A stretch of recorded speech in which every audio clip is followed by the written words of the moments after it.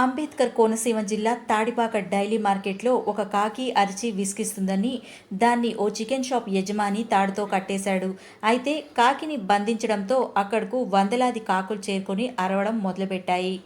కాకుల గోలను భరించలేక మిగిలిన దుకాణదారులు ఇబ్బందులు పడ్డారు. చేసేదేమీ లేక కట్టేసిన కాకిని చికెన్ సెంటర్ యజమాని వదిలేశాడు.